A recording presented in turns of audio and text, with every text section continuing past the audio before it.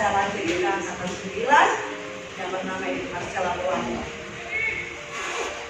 Mohon izin untuk memperkenalkan diri. Di sini dalam pendidikan guru penggerak mengajar praktik saya bernama Jubel Tansih Joyce SPD dan fasilitator adalah NP dosen Nawi MPD. Untuk capaian belajar, di mana ada 2 poin. Yang pertama adalah mengimplementasikan konsep-konsep inti dalam modul budaya positif di lingkungan kelas. Yang kedua, membagikan pemahaman dan pengalaman dalam menerapkannya kepada rekan-rekan. Di sini ada 3 pertanyaan pemantik yang sesungguhnya menjadi akar permasalahan dalam pikiran saya sebelum saya mempelajari budaya positif. Yang pertama, pernahkah kita memberikan tindakan kepada murid yang melakukan kesalahan? Pernah. Tentu pernah ya. Apalagi kalau kita di kelas ada siswa yang melakukan kesalahan, pasti kita langsung tindak saja. Kemudian yang kedua, apakah berlari di lapangan sampai jam selesai merupakan suatu tindakan benar karena melakukan kesalahan? Tidak benar. Tidak benar ya? Selanjutnya, apakah pemberian penghargaan dapat meningkatkan motivasi anak? Dapat. Pernahkah Bapak Ibu melakukannya? Pernah. Seperti apa? Memberikan reward ketika menjawab pertanyaan. Benar sekali. Oke, lanjut. Kalau Bapak Ibu lihat di depan, ini adalah Ki Hajar Dewantara yang adalah Bapak Pendidikan dengan istilah Ingarso Suntulodo, King Majo Mangunkarso, Tuturi Handayani. Ketiga istilah ini memberikan makna bahwa seseorang dapat menjadi pemimpin yang baik adalah di samping menjadi teladan atau panutan, juga harus mampu menggugah semangat dan memberikan dorongan moral bagi orang-orang di sekitarnya untuk menjadi lebih baik, sehingga menjadi manusia yang bermanfaat bagi sesama dan masyarakat pada umumnya. Budaya positif merupakan perwujudan dari nilai-nilai atau keyakinan pada lingkungan kita. Budaya positif merupakan pembiasan-pembiasan nilai yang mencakup sikap, perilaku, dan tutur kata kita. Lanjut. Nilai kebajikan universal terbagi atas beberapa bagian, yaitu keadilan, keselamatan, tanggung jawab, disiplin, kejujuran, rasa syukur, berprinsip, integritas, kasih sayang, rajin, berkomitmen, percaya diri, kesabaran, dan keamanan. Lanjut. Sekarang kita masuk dalam perubahan paradigma berpikir. Ini adalah satu cara supaya kita mengubah mindset kita yang lama menjadi baru. Bapak Ibu boleh lihat. Yang poin pertama, kita mencoba mengubah orang agar berpandangan sama dengan kita. Padahal kita dengan orang lain sudah berbeda, cara pandang kita pun berbeda. Poin yang kedua, perilaku buruk dilihat sebagai suatu kesalahan. Padahal sebelum seseorang bertindak pasti dia punya alasan, dan kita tidak bisa menjudge orang itu bahwa dia melakukan kesalahan. Yang ketiga, orang lain bisa mengontrol saya, padahal cuma saya yang bisa mengontrol diri saya sendiri. Yang keempat, saya bisa mengontrol orang lain, sama seperti poin yang sebelumnya tadi. Selanjutnya, pemaksaan ada pada saat bukan gagal. Seringkali kita bersikap memaksa kehendak kita kepada anak, berupaya kepada anak supaya dia harus mengikuti apa yang kita lakukan. Dan itu adalah hal yang salah, karena belajar itu adalah atas dasar kesadaran diri, bukan karena maksa. Lanjut, apakah makna disiplin? Disiplin berasal dari bahasa Latin, yaitu disiplina, yang artinya belajar. Makna dari kata ini berkonotasi dengan disiplin diri dari murid-murid. Disiplin diri membuat orang menggali potensinya menuju sebuah tujuan tentang apa yang dia hargai.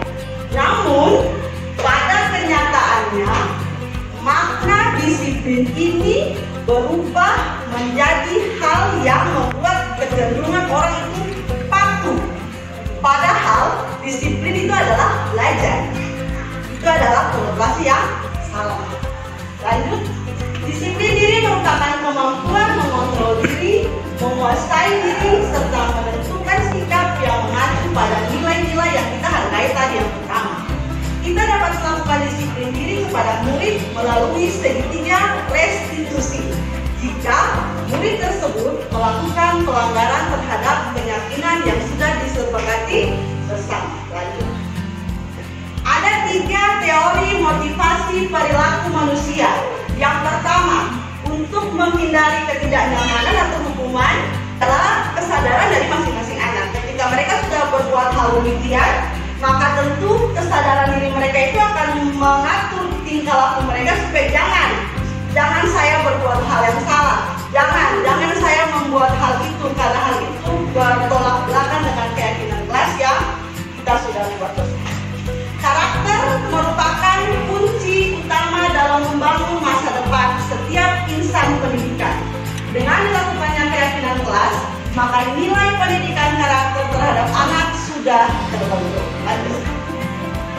Kebutuhan dasar manusia terbagi atas 4 bagian. 5, growth, emosi, power keluarga, fun, kesenangan, dan kecerdasan.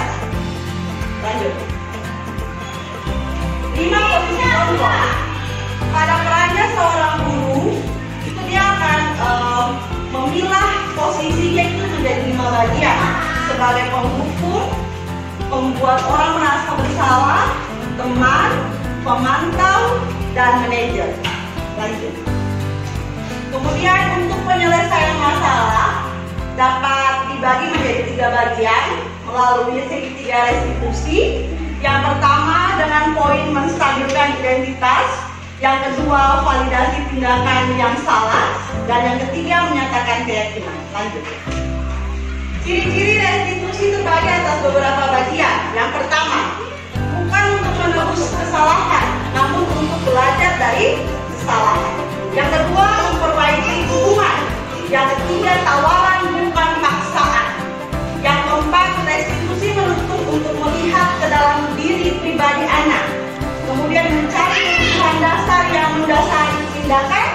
Kemudian cara yang paling baik untuk membuat anak fokus pada karakter, bukan pada tindakan, dan fokus pada solusi, serta mengembalikan murid yang berbuat salah kepada kelompok.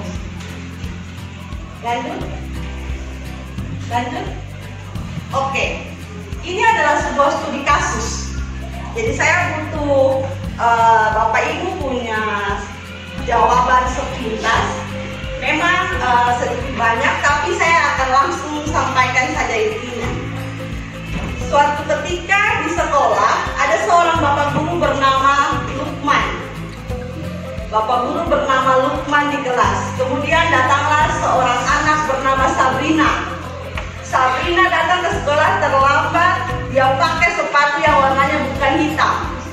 Kira-kira apa yang akan dilakukan Bapak Ibu kepada Sabrina yang baru datang itu?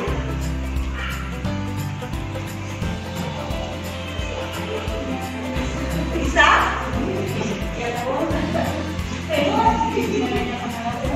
Menanyakan alasan, benar. Sebagai seorang guru yang bijak, dia harus menanyakan alasan. Nah, kenapa kamu datang terlambat? Sabrina, kenapa kamu pakai sepatu yang salah? Ya kan? Tapi pada kenyataannya tidak seperti itu. Ya kan? Itu juga dilakukan oleh Pak Lukman. Ketika Sabrina sampai depan kelas, Pak Lukman marah-marah dan memberikan hukuman. Sekarang posisi kontrol apa yang dilakukan oleh Pak Lukman? Lanjut. Pada kasus ini, posisi kontrol yang dilakukan oleh Pak Lukman tidak berpihak kepada murid. Padahal sebagai guru, apapun yang kita lakukan harus berpusat kepada murid, tidak boleh kepada guru.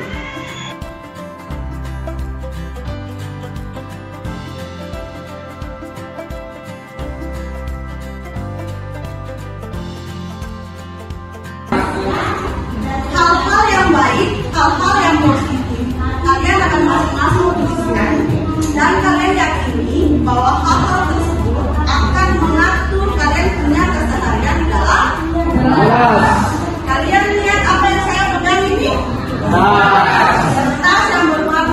Saya akan membagikan kertas ini di tangan kalian masing-masing. Kalian akan menuliskan satu keyakinan yang kalian anggap baik atau positif. Kemudian kalian akan tampilkan di papan tulis. Bisa? Bisa. Bisa? Bisa.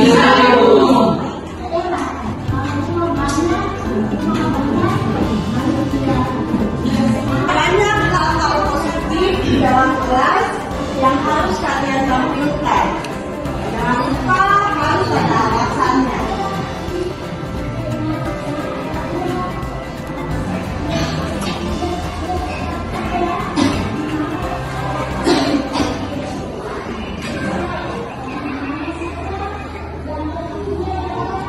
Satu saja, tidak usah banyak-banyak, masing-masing orang satu.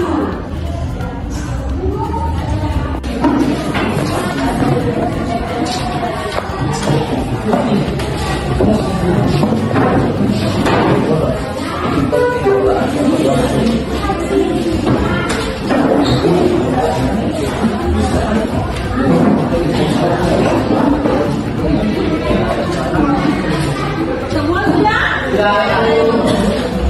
Oke, mulai dari bilik sebelah sini ya.